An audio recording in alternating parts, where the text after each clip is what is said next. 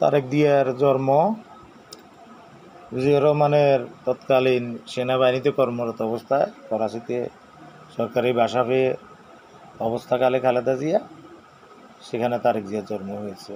আবার খালেদা জিয়া জন্ম হয়েছে তার বাবা শিলিগুড়িতে ভারতের কালেক্টরের পদে চাকরি করত। তৎকালীন এটা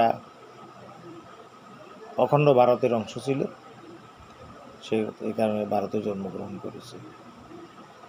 তো এটা তো অনেকেই মনে করে না যে এগুলো আসলে মনে করে মিথ্যা কথা, এগুলো সত্য কথা। জিজ্ঞাসা করে না, আমি তো কয়েকবার ফেসবুক ইউটিউবে এগুলো প্রচার করেছি, কেউ তো চ্যালেঞ্জ করে নাই। কেন চ্যালেঞ্জ করবে? চ্যালেঞ্জ করার কোনো মুখ নেই। 47 পূর্ব 46 সালে খালেদা জিয়া জন্মগ্রহণ করছে, তার বাবা শিলিগুড়িতে ছিল। আবার 71 পূর্ব সময়ে জিয়াউর রহমান চাকরির কারণে পাকিস্তানে অবস্থান করছে। এই জন্যে খালেদা জিয়াকে ফেলে জিয়াউর রহমান এসে মুক্তিযুদ্ধে অংশগ্রহণ করছে। তার পরিবার তো তারেক জিয়া সরকার ওখানেই ছিল। তারেক জিয়া জন্ম হয়েছে পাকিস্তানের করাচিতে। তো এগুলা অস্বীকার কোনো কারণ নাই। যারা বলে যে অমুক পাকিস্তানি, অমুক রেজাকার, অমুক এটা সেটা, আসলে মূলে হাত দিতে গেলেই যাদেরকে বলতেছে তারা নয়, নিজ দলের প্রধানের জন্ম কী কারণ হয়েছে, কেন হয়েছে সেটা জানার বিষয় নয়, কিন্তু পাকিস্তানে জন্ম। আবার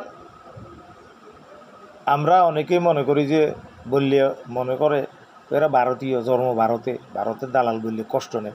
অরিজিনালি খালেদা জিয়া জন্ম হয়েছে শিলিগুড়ি, তার বাবা কালেক্টরে চাকরি করত।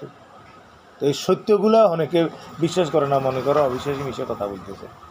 এক কারণে হয়েছে এগুলো। আসলে এগুলো খোঁড়া দিবার বিষয় নয়, কিন্তু বিএনপিতে খোঁড়া দেয়। এ জারজ দল, মুনাফেক, মুশরিক, মুসলমানদের দল না, কুফরি মতবাদ, কোরআন হাদিসের আইনের বাইরে যে দল।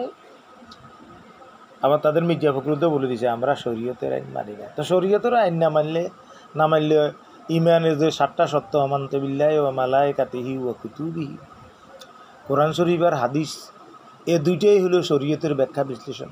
তো কিতাব না মানলে তো সে মুসলমান না, ইমানে নেই। কারণ কিতাবের সব কিছু হইল ইমানের ভিতরে। কিতাবের যে একটা কলেমা, ওই কলেমা পড়ে সর্বপ্রথম মুসলমান ধর্মে প্রবেশ করে, আর বাকি পুরা কিতাব মানলে সে মুসলমান থাকে। তখন এই কিতাবে মানে কলেমাও বাদ তারাও তাই। তাসব বলছে শরিয়া মানে না, শরিয়া না মানলে তো শরীয়তের মূল বিধান তো হইল, প্রধান বিধান হইল কোরআন। বলতে বলে এটা কোরআনের শাসন। তো এরা তো কাফির মুশরিকদের পার্টি, মানব রচিত মতবাদ, কুফরি মতবাদের অনুসারী। এরা নিজেরাও মুসলমান না।